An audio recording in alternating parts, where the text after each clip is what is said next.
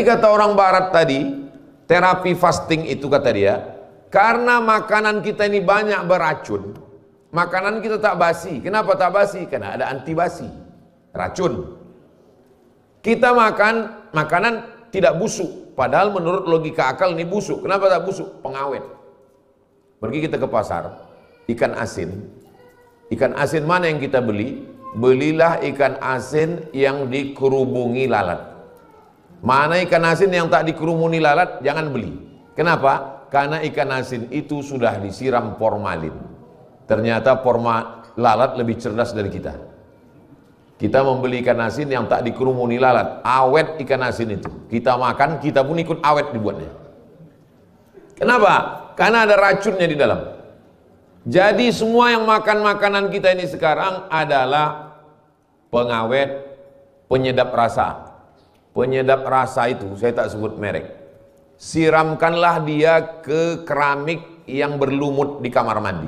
Siramkan, nanti malam ambil penyedap rasa di dapur, siramkan ke keramik yang berlumut di kamar mandi yang tak bisa digosok. Besok pagi siram dengan air, putih kinclong bersih. Kenapa? Karena bahan kimia yang ada di dalam. Almarhumah mak saya tak pernah masak pakai penyedap rasa. Pantang bagi dia. Dan dia mengajarkan kami begitu. Karena semua ini berefek kepada kesehatan kita. Karena semua yang kita makan ini penuh dengan racun, makanan cepat saji, makanan begitu cepat, maka makanan dengan pengawet, makanan antibasi dan lain sebagainya, akhirnya menggumpal. Cara menghilangkannya kata dia, ini orang barat bukan orang Islam, kata dia, tahan makan 8 hari sebulan. Saya waktu membaca itu tahan makan 8 hari sebulan, Allahu Akbar.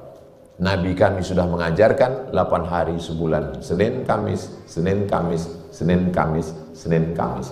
Badan sehat, berat badan terkendali dan lain sebagainya. Jamaah banyak husnuzon dengan saya. Disangkanya saya tak gemuk-gemuk ini karena puasa sunat. Padahal saya jarang sekali puasa sunat. Bahkan kalau pergi acara di mana-mana, pernah acara di Medan, kami sedang makan dengan Pak Kapolsek. Saya bilang, Pak Kapolsek makan. Kata Pak Kapolsek, mohon maaf Pak Ustadz, saya puasa. Dalam hati saya, aku yang selalu ceramah puasa, Pak Kapolsek itu tidak puasa. Tapi saya kalau ditanya orang ada alasan. Ustaz kok tak puasa? Saya musafir. Kata Nabi, laisa minal birri asyamu fis safar. Bukanlah perbuatan baik kalau dalam musafir itu kita puasa. Untung ada dalil yang membela saya. Karena musafir terus. Saya setiap hari Jumat, Sabtu, Ahad, Senin itu musafir. Jumat ini nanti saya akan musafir ke Jambi. Jumat, Sabtu, Ahad, Senin. Saya di rumah 3 hari. Selasa, Rabu, Kamis itu di rumah. Ini sebetulnya malam ini di jadwal saya di rumah ini. Tapi karena diundang sama Pak Pengadilan, tak bisa tak datang. Takut kita disidangnya nanti di pengadilan. Bapak Ibu yang dimuliakan Allah Subhanahu wa taala. Jadi, semua yang diturunkan Allah ajaran agamanya ini adalah untuk kebaikan kita. Cuman tidak disebutkannya dalam Al-Quran. Dikasihnya kita akal untuk memikirkan itu, kita pun ketemulah apa rahasia-rahasia di balik syariat agama Allah ini. Maka itulah perlunya ada di antara anak kita yang jadi pakar gizi, pakar biologi, pakar ilmu bumi geologi, pakar ilmu langit astronomi. Supaya apa? Dialah yang mengungkapkan mukjizat-mukjizat keutamaan kehebatan Al-Quran dan Sunnah. Maka menurut saya anak-anak kita ini sekolah agamanya hanya cukup tingkat atas saja. TK Quran, SD Quran, SMP Quran, SMA Quran, boarding school, pondok pesantren, full day. Nanti masalah kuliahnya terserah dia mau kuliah apa. Dia mau jadi polisi, dia mau jadi tentara, dia mau jadi hakim, dia mau jadi pengacara, dia mau jadi dokter, dia mau jadi spesialis, silakan.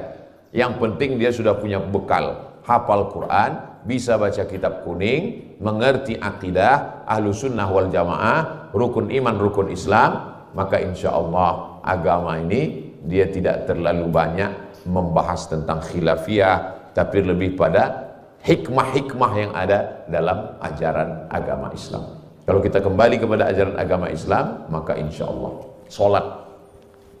Tadi berapa kali kita ruku? Berapa kali kita sujud?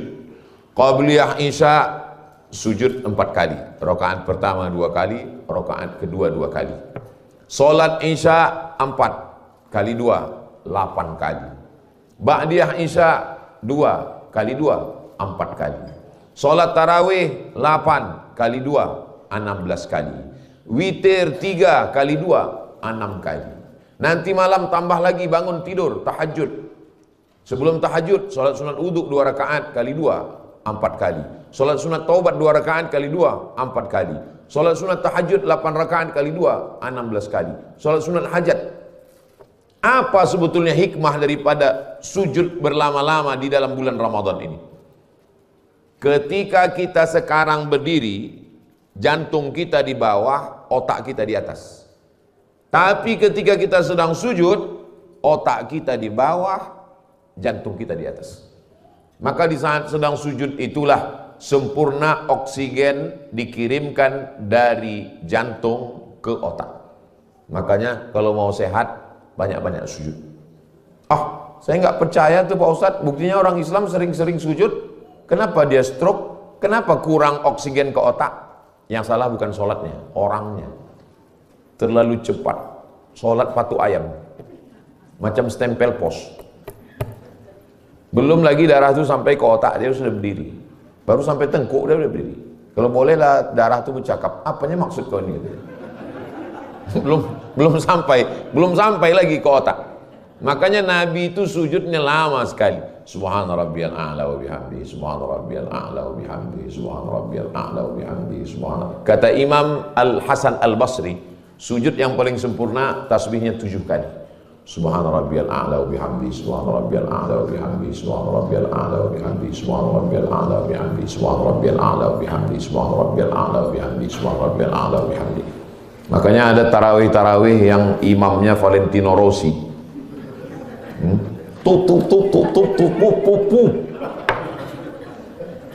Nabi menyuruh orang ulang sholat. Apa kata Nabi? Irji ila sholatika fa innaka lam tusalli. Ulangi sholatmu, sholatmu tidak sah.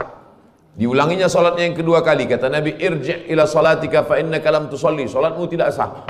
Diulanginya sekali lagi. Kata Nabi, irji ila sholatika fa innaka lam tusalli. Sholatmu tidak sah. Udah 3 kali ulang. Bagaimana yang betul itu ya Rasulullah? Kata Nabi, kalau engkau tegak hatta tatma'inna qa'iman, ada tuma'ninah. Kalau engkau ruku hatta tatma'inna raki'an, ada tuma'ninah. Subhana rabbiyal azimi wa bihamdi. Hatta tatma'inna sajidan, ada tuma'ninah. Nah, jadi malam ini kita ada tuma'ninahnya. Besok malam masjid-masjid yang ada tuma'ninah lanjutkan. Yang tak ada tuma'ninah kasih tahu ke pengurus masjid supaya diadakan kudeta. Dicari imam yang ada tumakninah, karena sholat itu penuh dengan rahasia. Di antara rahasianya adalah kesehatan.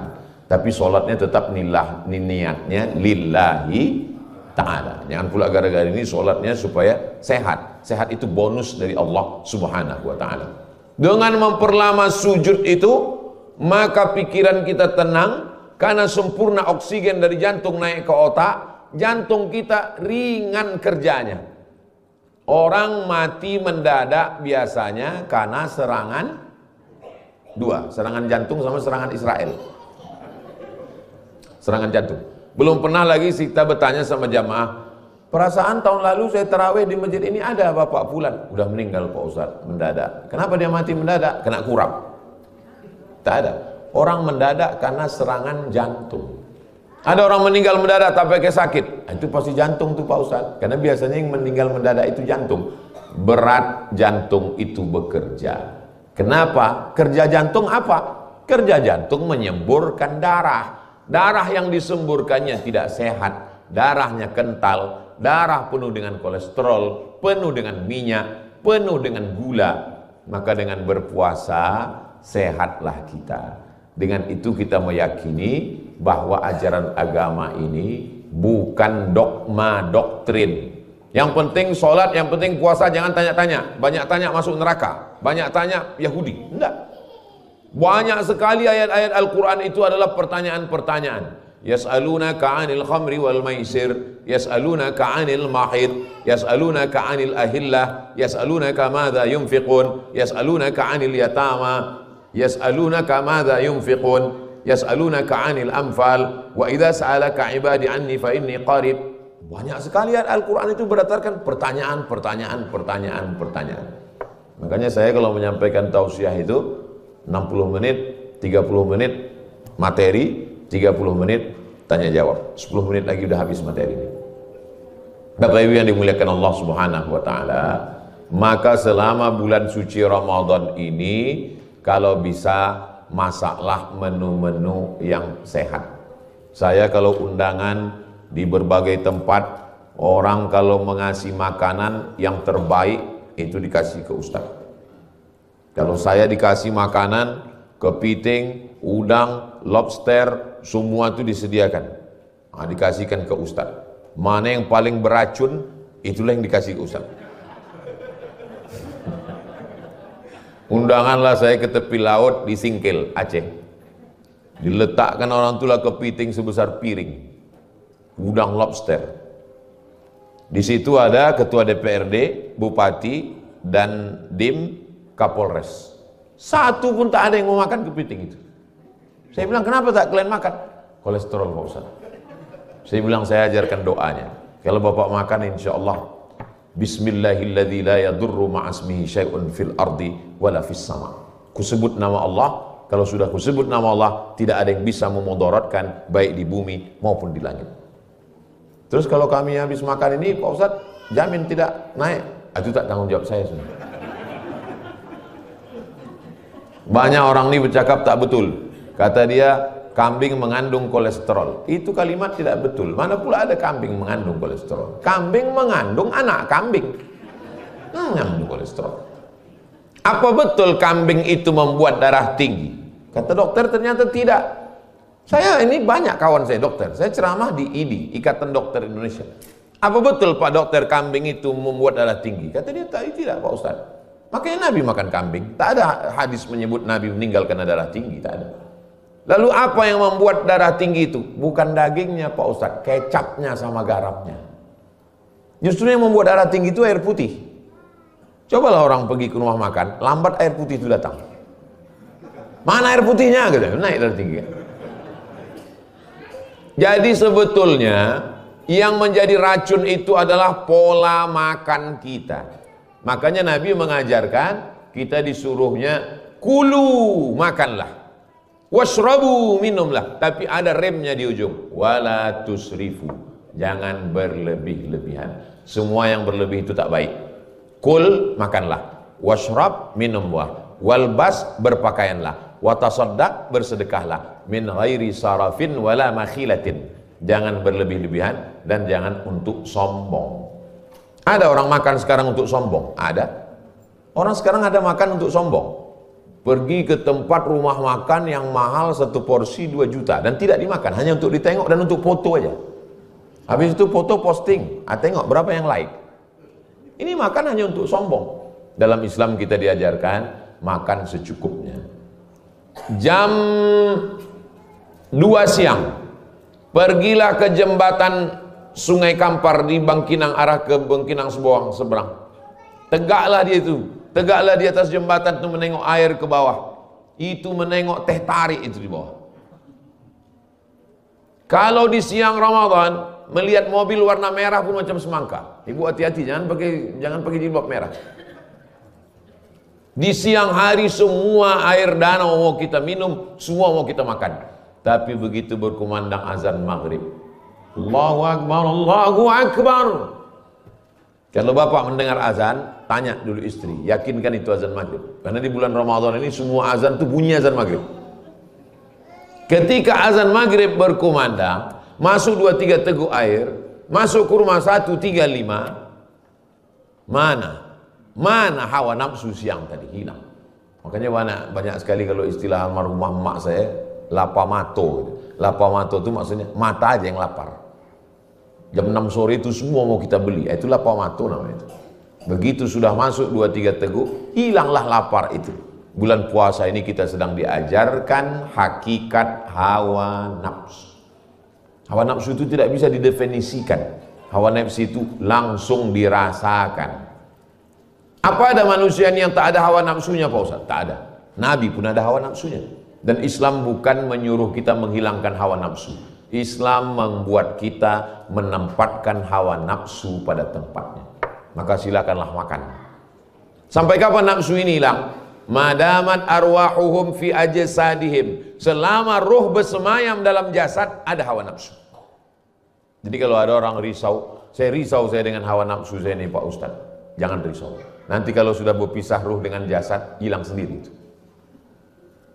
Lama hidup banyak dirasa, jauh berjalan banyak ditengok. Bapak ibu yang sudah berpengalaman, pernah bapak ibu menengok mayat minta sarapan pagi? Tak ada. Kalau sudah berpisah ruh dengan jasad, dia hilang sendiri.